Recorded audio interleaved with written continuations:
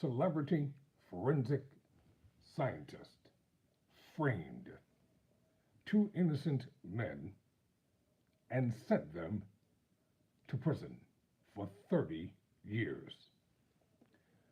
These two men were framed by celebrity forensic scientists, and they spent 30 years, that is a combined 60 years between the two, in prison for crimes that they did not commit. I'm Tyrone Bowman. This is Tyrone Bowman Tonight. According to People, celebrity forensic scientist is liable for fabricating evidence that sent two teens to prison for 30 years. Henry Lee, a forensic scientist who has worked on numerous prominent cases, has been found liable for falsifying evidence. After two teenagers were sent to prison for 30 years for a murder they did not commit, a federal judge found forensic scientist Henry Lee liable for falsifying evidence in the case last Friday in a wrongful conviction lawsuit filed by the two men. On December 1st, 1985, at the ages of 17 and 18 respectively, Sean Henning and Ralph Ricky Birch were convicted of murder in the death of Everett Carr.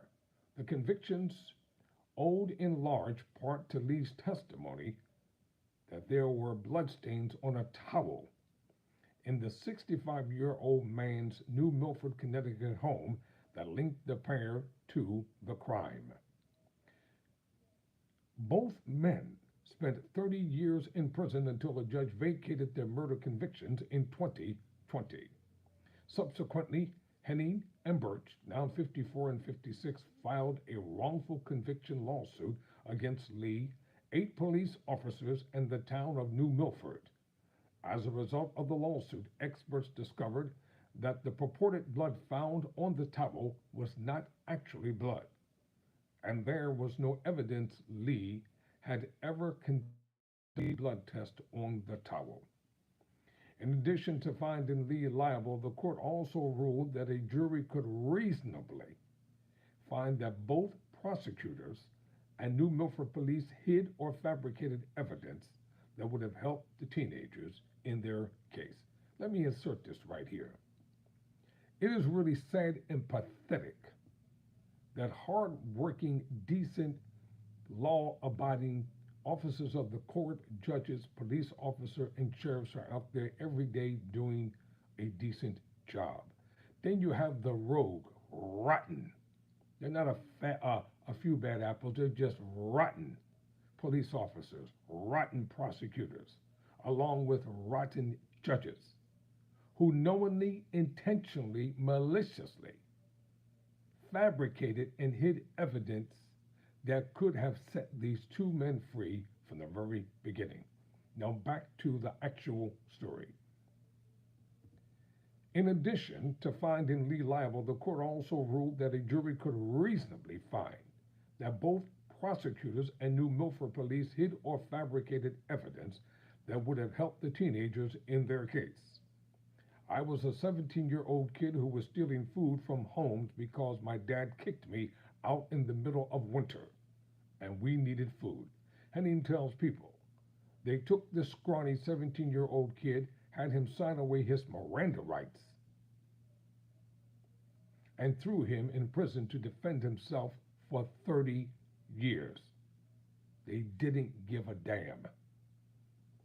Lee, 84, who is most known for his involvement in the O.J. Simpson and the Joan Benet Ramsey cases, said in a statement that he did in fact test the towels, liar, and has no motive nor reason to fabricate evidence, liar. In the ruling on Friday, U.S. District Judge Victor Bolden ruled that Lee had no evidence to back his testimony, other than stating that he performed the test. However, the record contains no evidence that any such test was performed, the judge wrote. In fact, as plaintiffs noted, Dr. Lee's own experts concluded that there is no written documentation or photographic evidence that Dr. Lee performed the TBM blood test. And there is evidence in this record that the test actually conducted did not indicate the presence of blood. This is not the first time Lee has been accused of falsifying or mishandling evidence. In 2007, a judge ruled that Lee withheld evidence from prosecutors in the Phil Spector murder trial.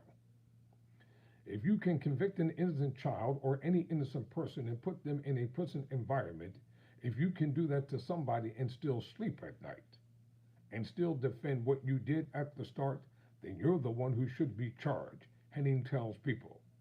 Following last Friday's ruling, there will be a hearing to determine damages rather than a trial. Jurors will be instructed that Lee has already been found liable for fabricating evidence, and that they are there to decide how much he owes Henning and Birch in damages. A full trial will take place for the cases against the others named in the lawsuit. Despite the verdict, Henning believes money is not enough. I'm not looking for just compensation in terms of money.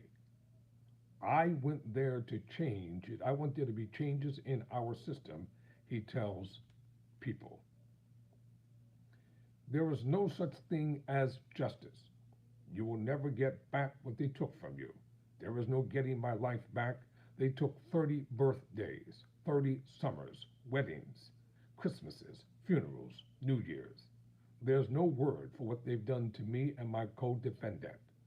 There's no word to describe what it feels like to be in prison for something you didn't do, and to sit and think, why did this happen?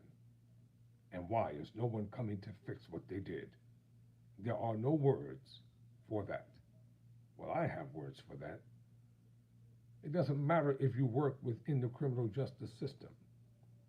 If you lie, cheat, steal, falsify evidence, and send innocent people to prison, when you're caught, you should go through the same living hell that they went through as well. To these young men, I hope that you find peace and tranquility in your new lives. I'm Tyrone Bowman. Never surrender. Never quit.